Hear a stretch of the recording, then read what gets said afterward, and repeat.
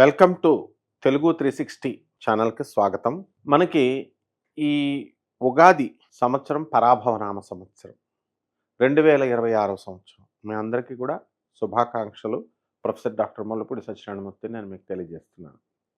ముందుగా మనకి ఈ 2026 సంవత్సరంలో మనకి ఏ గ్రహాలు ఎక్కడున్నాయి మనం తెలుసుకునే ముందు మొట్టమొదటగా మనకి ఈ యొక్క రాజెవరు, మంత్రి ఎవరు, ఇలాంటి నవనాయకుల ఫలితాలు మనం చూద్దాం.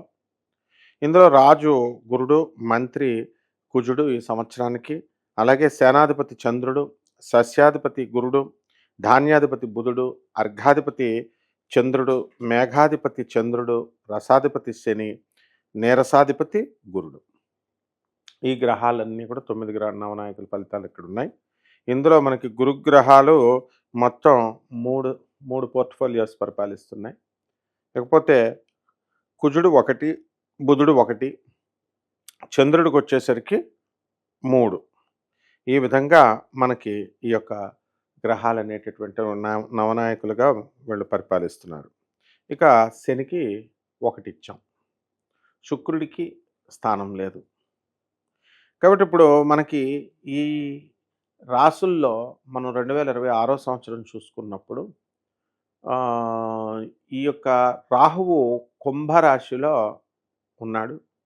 అతను 1 డిసెంబర్ 2026 సంవత్సరం తర్వాత అతను మకర రాశిలోకి వస్తాడు.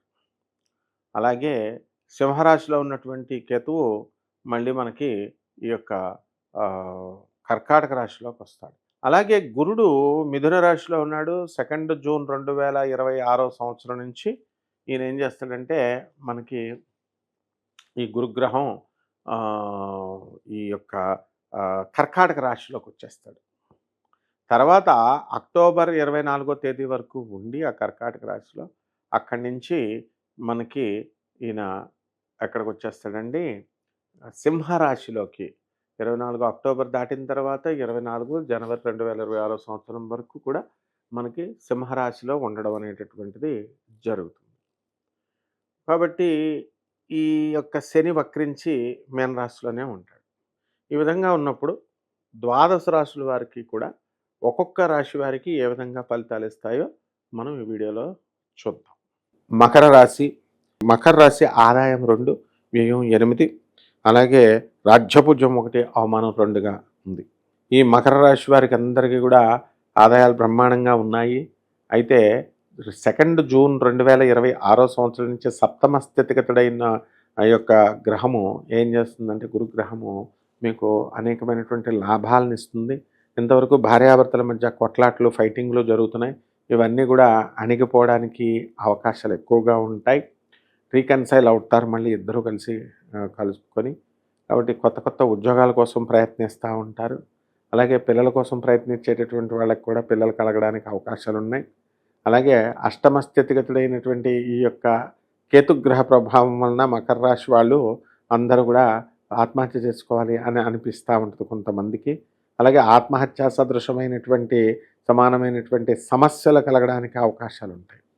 కాబట్టి ఈ యొక్క మీడియా రంగంలో ఉన్నటువంటి వాళ్ళందరూ కూడా బ్రహ్మాండంగా వెళ్తారు, సక్సెస్ అవుతారు. సినిమా రంగంలో ఉన్నటువంటి వాళ్ళకు కూడా డబ్బు బాగా రావడము, అలాగే పాత్రలన్నీ కూడా కొత్తగా రావడం, ఇలాంటివన్నీ కూడా జరుగుతాయి. ఇక పరిహారాల దగ్గరికి వచ్చేసరికి ఈ మకర రాశి వారికి అనేకమైనటువంటి కోర్టు సమస్యలు ఉన్నాయి భార్యాభర్తలతో. ఈ కేసుల్లో వీళ్ళు మకర రాశి వాళ్ళు భార్యల మీద పెట్టినటువంటి కేసుల్లో ఓడిపోవడానికి అవకాశాలు ఉన్నాయి.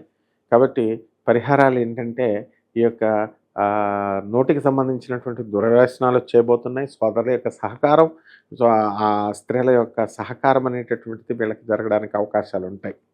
ఇక పరిహారాల దగ్గరికి వచ్చేసరికి రాహు జపం చేసుకోండి, రాహు స్తోత్రాలు చదవండి. రాహుకి కిలోంపావు మినుముల్ని ఆవుపేట రంగు ఉన్నటువంటి వస్త్రాన్ని ఇచ్చి పేద బ్రాహ్మణులకి శనివారం నాడు ఉదయం 8 గంటలకి దానం చేసుకోండి. దశమహావిద్యల్లో ఒకటైనటువంటి మరి ఈ యొక్క బగలాముఖి అమ్మవారి యొక్క హోమాన్ని మీరు చేసుకోవడం ద్వారా బ్రహ్మాండంగా ఉంటుంది.